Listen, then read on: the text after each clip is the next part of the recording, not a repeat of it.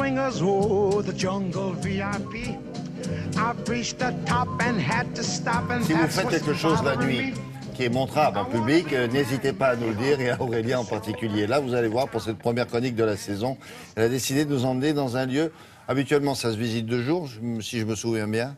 Alors normalement, effectivement, ça se visite 2 jours, il s'agit d'un zoo. Le zoo, vous avez l'habitude de voir les animaux derrière une cage, et c'est en général l'après-midi ou le matin avec vos enfants et en famille.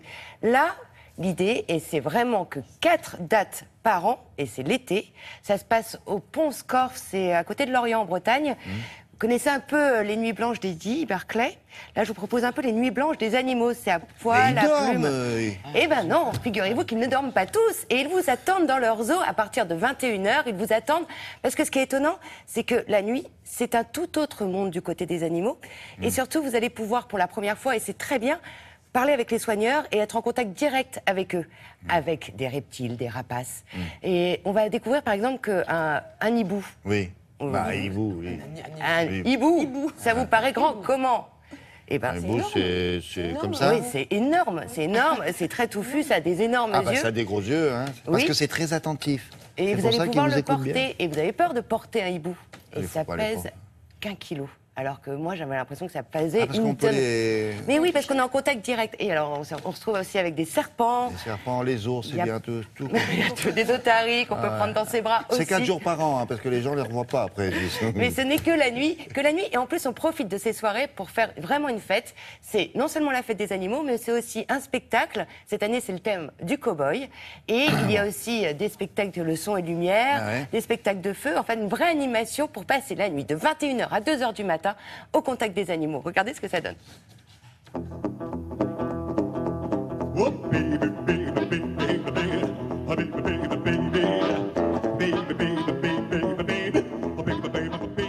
Tous les ans, on essaye de trouver un thème. Et là, cette année, c'est le Far West. Donc les cow-boys et les Indiens. Parce que c'est un peu aussi... on est tous un petit peu fous dans ce métier-là. Et en plus, aux autres Pont-Scorff, je crois qu'on est un petit peu plus fous que les autres. On est très rock'n'roll. C'est le zoo le jour et la nuit, c'est aussi une autre ambiance.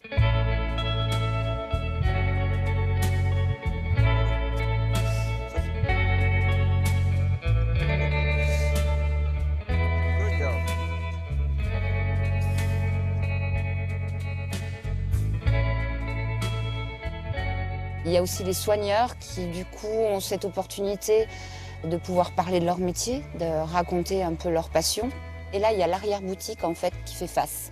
Donc les gens découvrent autre chose. Ce sont les seules soirées où on peut amener au contact, en fait, des reptiles qui, d'habitude, sont absolument pas à l'extérieur. Donc c'est vraiment les nuits idéales pour présenter des animaux qui ne sont jamais en contact avec le public en temps normal. La nuit, les visiteurs sont toujours impressionnés déjà de voir ce rapace nocturne d'aussi près. Ça les interpelle forcément à la grandeur des yeux, toujours le poids qui interpelle parce que c'est un oiseau qui fait que 1,1 kg. La nuit, ça peut évoquer des souvenirs. Pour les enfants, alors là, c'est merveilleux parce que forcément par Harry Potter et d'autres films, donc voir un d'aussi près, c'est unique, quoi. Tout simplement. La nuit. C'est très calme, les nuits des animaux. Et puis en même temps, les gens chuchotent, les gens parlent tout bas, presque pour pas les réveiller, alors que c'est là qu'ils sont le plus réveillés. Donc c'est la magie, le rêve qui continue. Et puis on termine la soirée avec des spectacles de feu, donc cracheurs de feu, jonglage et autres, avec toujours ces éclairages un peu magiques qui font rêver pour le reste de l'année.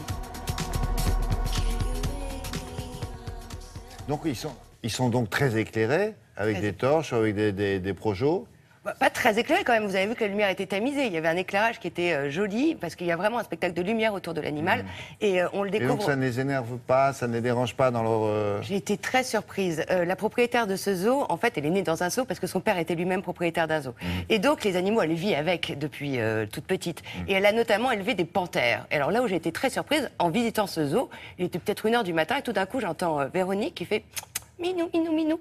Et là, qui arrivent 2 panthères, qu'elle se met à caresser allègrement, sans aucune crainte. Et vraiment, c'est ça, cette ambiance qui est complètement incroyable de vivre dans un zoo la nuit, parce que les bruits sont différents. Et puis surtout, on n'entend plus les enfants crier, parce que la journée, ils sont comme des fous. Mais la nuit, Ils sont là et ils écoutent. Il y avait des Ils spectacles écoutent aussi. les- Voilà. avec- Alors ça se passe où ça, là? Pont de Scorff, Pont-Scorff, exactement, c'est à côté de Lorient. C'est les Pont-Scorff. 15, 16, 17, 18 juillet. Chaque année, il est imposé un thème. Cette D'accord. année, c'est le thème du cow-boy. Si vous voulez bien déguiser, vous êtes les bienvenus. C'est vraiment, hein, l'idée, c'est jouer le jeu jusqu'au bout. Minou, minou, minou, minou. C'est Jumbo qui arrive. Minou, l'éléphant. Non, c'était pas prévu. Anna Reynard, t'as été ce week-end